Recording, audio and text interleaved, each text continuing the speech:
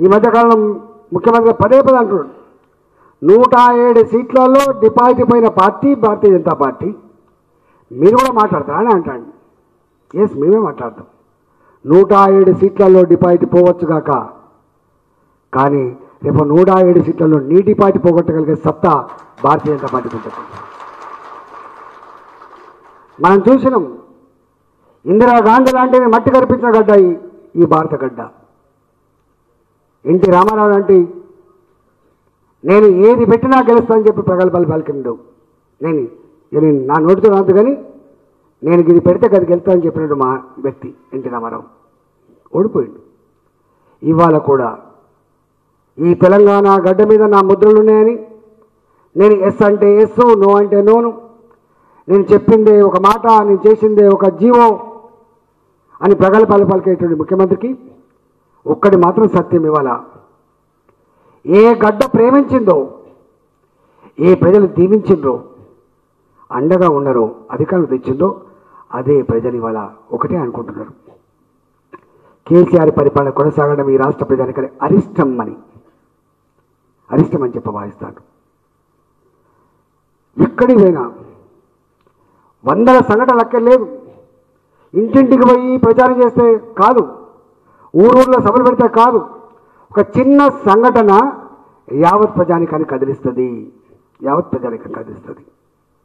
ఇవాళ కేసీఆర్ గారి అహంకారం, కేసీఆర్ గారి నియంత్రణతో పోకడలు ఒక రాచరికంలాగా, ఒక చక్రవర్తిలాగా.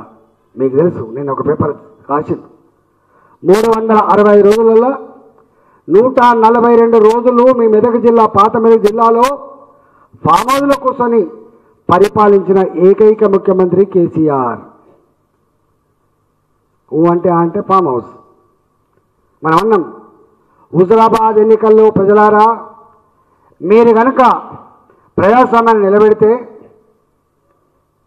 మీరు కనుక ధర్మాన్ని, న్యాయాన్ని కాపాడితే, ఖచ్చితంగా అహంకారంతో తూగిపోయేటువంటి ఆ ముఖ్యమంత్రి ఫామ్ హౌస్ నుంచి బయటకు వచ్చేటువంటి,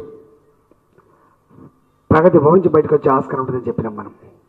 నిజంగా అది జరిగింది. అది ఒక హుజరాబాద్ అనేక రకాల మార్పులకు నాంది పలికింది.